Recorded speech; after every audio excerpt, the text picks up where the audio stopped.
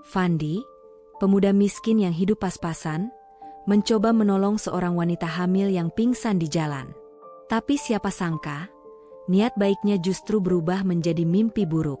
Ia dituduh menghamili wanita itu, dan dipaksa menikah demi menutup aib keluarga konglomerat, dan tiba-tiba hidupnya terjebak dalam misteri serta tekanan yang tak pernah ia bayangkan. Namun ada hal besar yang terungkap setelahnya. Bagaimana akhir nasib dari pemuda miskin tersebut? Hujan baru saja berhenti sore itu. Jalanan kota yang biasanya padat kini terasa begitu sunyi.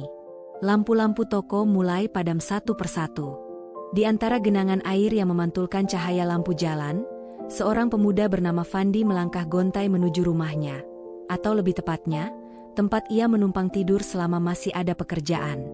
Ia hanyalah buruh bangunan harian. Jika ada proyek, ia bekerja. Jika tidak ada, ia kembali pulang dengan kantong hampir kosong. Seperti hari ini. Bajunya basah, lumpur menempel di ujung celana, dan satu-satunya yang tersisa di dompetnya hanyalah receh untuk makan malam seadanya. Di sudut jalan, dekat toko-toko yang hendak tutup, Fandi berhenti. Matanya terpaku pada seorang perempuan muda yang tampak berjalan limbung. Wajahnya pucat, napasnya memburu, dan tangan kirinya memegangi perut yang sudah sangat besar. Jelas ia hamil tua. Belum sempat Fandi bertanya, tubuh wanita itu goyah, lalu ambruk begitu saja ke aspal yang masih basah. "Kak, Mbak." Fandi langsung berlari panik. Ia menepuk pipi wanita itu, tidak ada respons. Untungnya, napasnya masih ada, meski sangat lemah. Orang-orang yang melihat kejadian itu hanya berdiri jauh sambil mengangkat ponsel, merekam. Tidak satu pun yang mendekat. Tidak ada yang peduli. Dunia seolah lebih suka melihat musibah sebagai tontonan. Dengan kebingungan dan rasa cemas yang semakin menyesakkan dada, Fandi meminjam becak dari seorang tukang di pinggir jalan. Tanpa banyak tanya, ia mengangkat tubuh wanita itu dan membawanya ke klinik terdekat yang masih buka 24 jam. Setelah diperiksa, dokter menyampaikan bahwa wanita itu kelelahan parah, tekanan darahnya drop, dan ia tidak makan apapun sejak pagi. Fandi, masih dengan pakaian basah, duduk diam di ruang tunggu. Ia tidak tahu siapa wanita itu. Ia hanya ingin menolong. Sesederhana itu, namun ketenangan itu tidak berlangsung lama. Beberapa mobil mewah berhenti tepat di depan klinik. Dari sana turun pria berjas mahal dan seorang perempuan parubaya dengan wajah yang menyimpan kemarahan terpendam. Bersama mereka, beberapa pengawal mengikuti dari belakang. Begitu melihat putri mereka terbaring di ranjang perawatan, keduanya langsung menangis panik. Sebelum kemudian menatap Fandi seperti menatap penjahat besar. "Kamu yang membawa dia ke sini?" tanya sang pria dengan suara bergetar. "Iya, Pak, saya hanya menolong. Dia pingsan di jalan."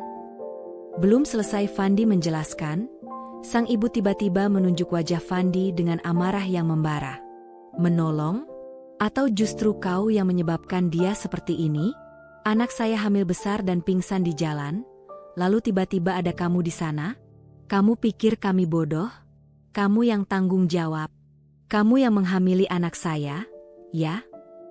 Suasana mendadak membeku. Fandi terpaku, tidak mampu berkata-kata. Semua mata memandang sinis padanya. Orang miskin sepertinya memang selalu tampak salah, bahkan ketika ia menolong. Tak lama kemudian wanita hamil itu terbangun. Matanya membuka perlahan, bingung melihat banyak wajah mengitari tempat tidur. "Sayang, kamu kenal laki-laki ini?" tanya sang ayah. Wanita itu, yang ternyata bernama Nadia Ayuningtyas, menatap Fandi sekilas.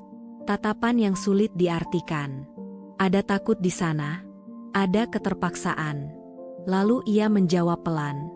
Dia menolongku." Tapi bukannya mereda, suasana malah semakin panas. "Menolong?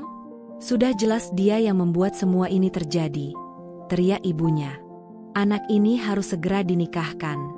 Tidak bisa dibiarkan begitu saja." Dokter mencoba menenangkan, tapi keluarga itu tidak peduli. Mereka mengambil keputusan sepihak. Fandi pun dibawa paksa ke rumah keluarga Ayuningtyas, Rumah megah bak istana yang selama ini hanya bisa ia lihat dari balik pagar. Tanpa pengacara, tanpa saksi, tanpa diberi kesempatan untuk berbicara. Fandi hanya diberi dua pilihan. Menikahi Nadia, atau masuk penjara atas tuduhan memperkosa dan meninggalkan perempuan yang sedang hamil. Apa yang bisa dilakukan lelaki miskin seperti Fandi? Di dunia ini, kadang kebenaran hanya milik mereka yang punya kuasa. Pada akhirnya, ia menunduk, diam, pasrah, tak mampu melawan nasib yang tiba-tiba menghantam hidupnya. Ia menandatangani selembar kertas kosong yang disodorkan ke wajahnya. Malam itu, hidup Fandi berubah selamanya. Keesokan harinya, Fandi berdiri di depan cermin besar. Tubuhnya dibalut jas mahal, pinjaman, tentunya, tapi ia tetap merasa seperti orang asing di dalam tubuh sendiri. Para asisten mondar-mandir mempersiapkan pesta mewah. Sementara itu, jauh di lantai atas, Nadia sedang didandani dengan gaun pengantin, tanpa sedikit pun senyum di wajahnya. Perutnya membesar, matanya sembab, dan ia hanya diam seperti boneka yang dipaksa mengikuti pertunjukan. Keluarga Ayu Ningtyas sudah memutuskan, pernikahan harus terjadi hari ini, demi menjaga nama baik keluarga yang dikenal suci dan terhormat. Pernikahan itu digelar terburu-buru.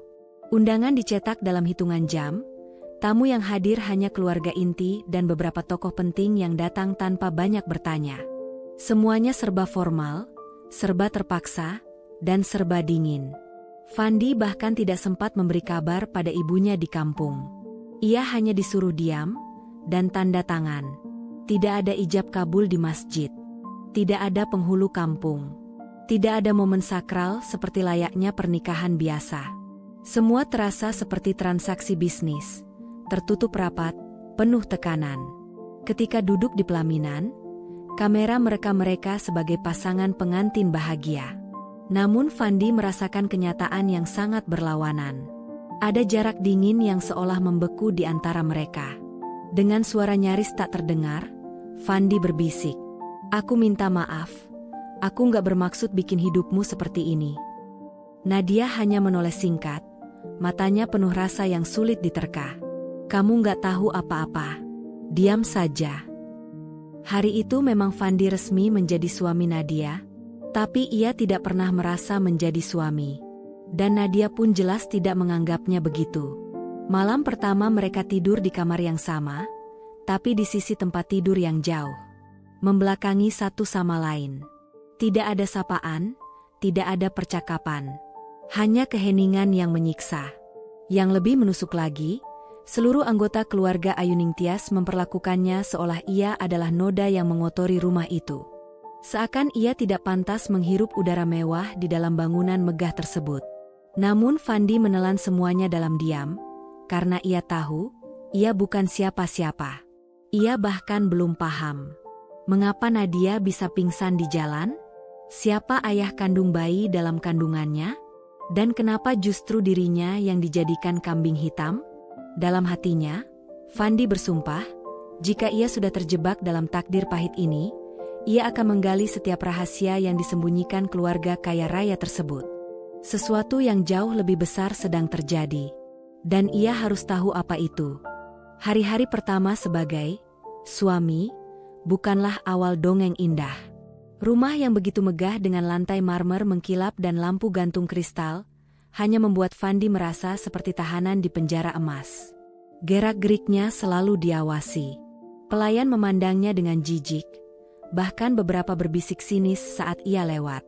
Tidak satu pun memperlakukan Fandi sebagai bagian keluarga. Ia makan sendirian di meja makan panjang setiap hari. Sementara Nadia lebih memilih menghabiskan waktu di kamar. Di malam hari, mereka tetap tidur jauh berjauhan. Selimut berbeda. Hati pun demikian. Nadia tidak pernah menyapa. Tidak pernah menatap mata Fandi. Kata-katanya selalu singkat, tajam, dan dingin seperti es. Suatu pagi, ayah Nadia, Pak Arman Ayu Ningtyas, memanggilnya ke ruang kerja besar yang penuh dokumen dan map bisnis. Tatapan pria itu menusuk tanpa belas kasih. "Sekarang kamu bagian dari keluarga ini," katanya datar. Meskipun semua orang tahu kamu tak pantas.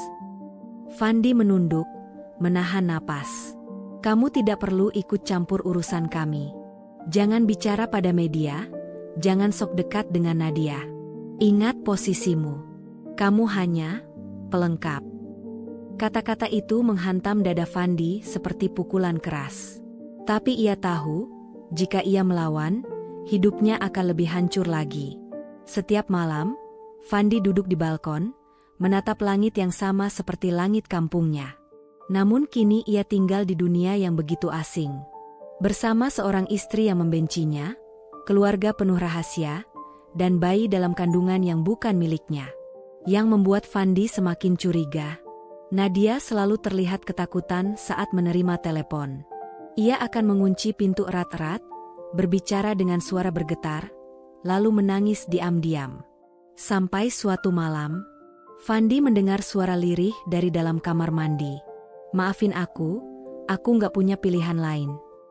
Ucapan itu membuat Fandi sadar. Nadia mungkin terluka jauh lebih dalam daripada yang terlihat. Dan mungkin, ia bukan satu-satunya korban dalam pernikahan ini. Waktu terus berjalan, tapi keadaan tidak pernah membaik. Rumah besar itu tetap seperti labirin penuh ketegangan. Bisikan-bisikan mengejek, tatapan merendahkan, dan hening yang menyesakkan. Nadia tetap dingin.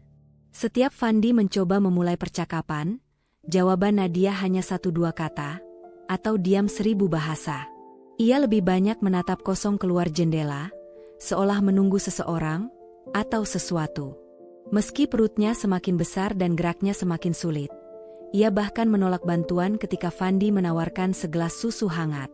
Jangan pura-pura peduli, katanya pelan namun menusuk. Kita berdua cuma korban permainan keluarga ini. Kata-kata itu seperti celah kecil di dinding es milik Nadia. Ada luka yang ia sembunyikan. Ada ketakutan yang ia pendam. Namun suasana rumah tidak memberi ruang bagi kehangatan. Ibu mertua Fandi, Budiah, tidak pernah kehilangan kesempatan untuk merendahkannya. Biasanya laki-laki dari keluarga kami duduk di ujung meja. Tapi karena ini cuma kebetulan, ya sudahlah. Duduk saja di mana saja. Dengan senyum sinis yang menyakitkan. Meski diminta air hangat saja, pelayan sering pura-pura tidak dengar. Atau malah menyodorkan sisa makanan. Bahkan seorang pelayan muda pernah berkata, "Kalau bukan karena pernikahan ini, kamu nggak mungkin bisa injak lantai rumah ini, Mas." Namun Fandi tetap diam. Ia memilih mendengar, mengamati, merekam setiap kata dan tingkah laku. Karena ia yakin, rahasia keluarga Ayuning Tias jauh lebih gelap daripada yang terlihat. Dan semua itu berkaitan dengan kehamilan Nadia, serta ketakutan yang menyiksa dirinya setiap malam. Malam itu, ketika seluruh penghuni rumah telah terlelap dan suasana begitu hening, Fandi tanpa sengaja melihat Nadia keluar dari kamar. Gerakannya perlahan, seolah menyelinap. Dengan penasaran dan hati-hati, Fandi mengikutinya dari jauh. Nadia berdiri di ruang tengah, menatap foto keluarga besar yang terpajang megah di dinding. Cahaya remang membuat wajahnya terlihat begitu rapuh. Lalu suaranya terdengar lirih, patah, menyayat hati. Aku bahkan gak tahu siapa ayah dari anakku. Setetes air mata jatuh dan membasahi pipinya. Fandi yang menguping dari balik tembok terkejut. Dadanya mendadak sesak. Selama ini ia berpikir Nadia mengetahui siapa ayah biologis bayinya. Tapi kenyataan sebaliknya jauh lebih kelam. Dinding es di antara mereka mulai retak. Bukan karena cinta, melainkan karena keduanya sama-sama tersesat dalam lingkaran dusta keluarga kaya itu. Dan sejak malam itu, Fandi tidak bisa tidur. Pertanyaan demi pertanyaan menyesaki pikirannya. Bagaimana mungkin seseorang mengandung, tapi tak tahu siapa ayah dari janin yang ia bawa? Keesokan paginya, Fandi memberanikan diri mendekati Nadia saat sarapan. "Nadia, boleh aku nanya sesuatu?" Tatapan Nadia dingin. Tapi diamnya adalah izin untuk Fandi melanjutkan. "Kemarin malam, maksudmu apa? Kamu bilang kamu gak tahu siapa ayah bayi ini." Tangan Nadia gemetar menggenggam gelas teh. Ia menunduk, mencoba menahan emosi yang hendak pecah. Aku dipaksa diam, Fandi. Napasnya berat. Aku cuma dijadikan alat, buat menutup aib keluarga sendiri. Fandi membelalak tak percaya. Maksudmu, bukan orang luar? Nadia menatap Fandi, matanya memerah. Kemarahan, ketakutan, dan luka bercampur jadi satu. Kamu pikir aku bahagia karena hidup di rumah mewah? Kamu pikir aku bebas? Suaranya meninggi tapi tertahan. Hidupku diatur. Bahkan tubuhku pun bukan milikku lagi. Air matanya pecah. Sekejap, Nadia menghapusnya lagi, takut ketahuan pelayan. Kamu dijebak, Fandi. Ia menatap Fandi tajam. Tapi aku juga dijebak. Kita sama-sama korban. Siapa yang menjebakmu? Tanya Fandi pelan, hati-hati. Ayahku dan pamanku. Dengan suara terputus-putus, Nadia menceritakan sebuah malam kelam. Ia baru pulang dari perjalanan luar kota. Paman Haryo, adik Pak Arman, memberinya minuman yang ternyata obat. Ketika terbangun, tubuhnya lemah, kepalanya pusing, dan ada darah di spray. Ia tidak ingat apapun. Nadia mencoba melapor. Tapi ancaman yang datang lebih besar dari keberaniannya. Ayahnya sendiri menutupi segalanya. Tak lama kemudian, ia divonis hamil. Daripada skandal tak biasa ini menghancurkan bisnis keluarga, mereka mengambil langkah keji. Mencari korban untuk dijadikan suami palsu. Seseorang dari kalangan rendah. Yang mudah dipaksa. Yang tidak punya kekuatan untuk melawan. Dan kebetulan, Fandi ada di sana. Di waktu yang salah. Di tempat yang salah. Fandi terdiam. Nafasnya seperti terhenti. Jadi ini bukan salah paham. Ini bukan tuduhan asal.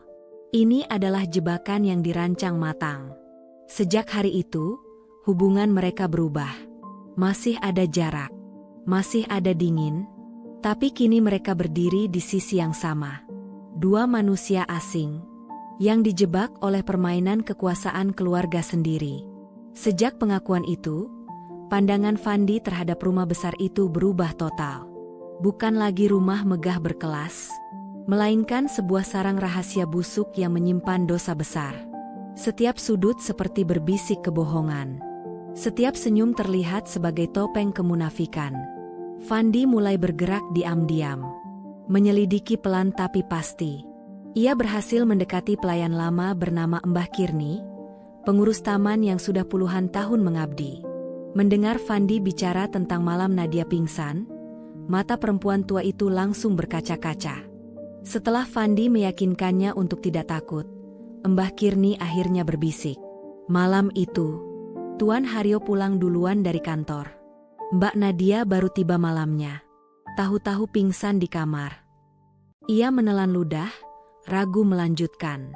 Kami dengar suara gaduh, tapi semua pelayan dilarang masuk. Besok paginya, spray dan baju tidurnya dibakar. Fandi menggertakkan rahang. Bukti sudah dimusnahkan. Tapi ceritanya cukup jelas untuk menguatkan pengakuan Nadia. Paman Haryo, orang yang selama ini terlihat sebagai penolong keluarga, dialah pelakunya. Tapi satu pertanyaan mengganjal. Dalam dunia seperti ini, mengapa Pak Arman memilih melindungi adiknya? Jawaban itu datang beberapa hari kemudian. Fandi diam-diam menguping percakapan rahasia antara Pak Arman dan Haryo di ruang kerja. Ia mendekat perlahan, ponsel di sakunya merekam setiap kata. Kalau skandal ini terbongkar, saham kita jatuh. Nama kamu ada di banyak kontrak luar negeri. Suara Haryo terdengar mantap dan arogan. Tenang. Semua sudah rapi. Nadia sudah kita jodohkan sama anak kampung itu. Siapa yang bakal curiga? Kalau Fandi tahu pun, mana mungkin orang miskin berani buka mulut. Pak Arman menimpali dingin. Lagi pula Nadia tahu, siapa yang membiayai hidupnya. Fandi memejamkan mata. Tangan mengepal begitu kuat hingga gemetar. Amarah mendidih. Jijik memenuhi dadanya. Keinginan membongkar semuanya mulai tumbuh seperti api yang tak bisa dipadamkan. Tapi ia tahu satu hal. Jika ia melawan saat ini, bukan hanya dirinya yang hancur, Nadia juga akan kembali jadi korban. Dan ia tak akan membiarkannya. Hari itu, Fandi membuat sebuah keputusan yang akan mengubah segalanya. Jika keluarga Ayuning Tias ingin bermain licik, maka Fandi akan bermain lebih licik lagi. Ia memilih bertahan, berpura-pura lemah, bersikap patuh, dan menunduk. Tapi di balik itu semua, ia menyusun strategi. Ia akan mengumpulkan bukti, satu persatu, hingga pada akhirnya, keluarga itu sendiri yang harus berlutut di hadapannya. Bukan dengan kekerasan, tapi dengan kebenaran yang tidak bisa mereka tolak. Fandi bukan lagi sekadar menantu yang tidak diinginkan. Ia menjelma menjadi bayangan diam yang terus mengamati. Tenang, tapi tajam. Ia menyusup perlahan ke dalam dunia gelap keluarga itu. Sikap polosnya menjadi tameng sempurna untuk menyembunyikan niat sebenarnya. Tak seorang pun menyadari bahwa setiap langkah Fandi kini memiliki tujuan yang jelas. Menghancurkan semua kebohongan yang menjerat hidupnya. Ia mulai mencatat percakapan-percakapan rahasia. Mengabadikan dokumen terlarang dari ruang kerja Haryo. Bahkan, ia menghubungi seorang jurnalis tua, sahabat mendiang ayahnya, untuk membantu mengolah semua bukti agar sah dan kuat di mata hukum. Namun dalam prosesnya, Fandi menemukan sesuatu yang lebih mengejutkan. Dendam keluarga Ayuning Tias terhadap keluarganya sendiri. Dulu, ayah Fandi adalah arsitek di perusahaan mereka. Sebuah bangunan runtuh dan menewaskan 3 pekerja. Segala bukti mengarah pada kesalahan manajemen proyek yang dipimpin Haryo dan Pak Arman. Tapi, untuk menutup tanggung jawab, mereka menyalahkan ayah Fandi. Nama baiknya dihancurkan. Ia dipecat, dihukum, terpuruk. Dan sejak saat itu, hidup Fandi dan keluarganya menderita. Kini, setelah bertahun-tahun, Fandi kembali dijadikan kambing hitam oleh keluarga yang sama. Jadi sejak dulu, semuanya sudah direncanakan, batin Fandi getir. Bahkan ketika ia hanya mencoba menolong orang pingsan di jalan, mereka melihatnya sebagai peluang untuk membalas dendam. Fandi tidak tahu harus menangis, atau malah tertawa pahit. Dunia ternyata jauh lebih kejam dari yang ia bayangkan. Namun, di tengah semua kekacauan itu, ada satu hal yang berubah. Fandi dan Nadia mulai dekat. Semakin banyak luka yang terungkap, semakin dalam mereka memahami satu sama lain. Nadia tidak lagi menjaga jarak. Ia mulai duduk di samping Fandi, bahkan menggenggam tangannya saat malam tiba. "Aku salah menilaimu," ucap Nadia lirih. "Ternyata kamu satu-satunya yang benar-benar jujur di rumah ini." Fandi menatapnya. Ia tahu, Nadia bukan musuh. Ia adalah korban yang lain. Dan kini, mereka memiliki musuh yang sama, kekuasaan kotor keluarga Ayuning Tias. Di balik nama besar dan kemewahan, tersimpan kebusukan puluhan tahun yang membusuk. Dan Fandi, si buruh bangunan miskin, kini memegang kunci untuk meruntuhkan semuanya. Langit gelap menaungi rumah mewah Ayuning Tias. Seolah menjadi pertanda bahwa badai besar sedang menunggu untuk datang. Fandi sudah siap. Rekaman suara, dokumen proyek lama, bukti kekerasan, laporan medis palsu, semuanya sudah ia serahkan ke jurnalis yang ia percaya. Tapi sebelum berita itu meledak ke publik, Fandi ingin melihat mereka dihantam kebenaran secara langsung. Di ruang utama, di depan seluruh keluarga, pelayan, dan Nadia, Fandi berdiri tegak. Ia membuka seluruh aib keluarga yang selama ini tertutup rapat. Tentang bagaimana Nadia dihancurkan, tentang ayah Fandi yang difitnah, tentang pernikahan pura-pura yang mereka atur demi menyelamatkan nama mereka. Pak Arman memerah karena marah. Haryo membantah dan menggertak. Sampai akhirnya rekaman suara mereka sendiri diputar keras-keras. Suara yang menyebut Nadia hanya alat. Dan Fandi hanya boneka.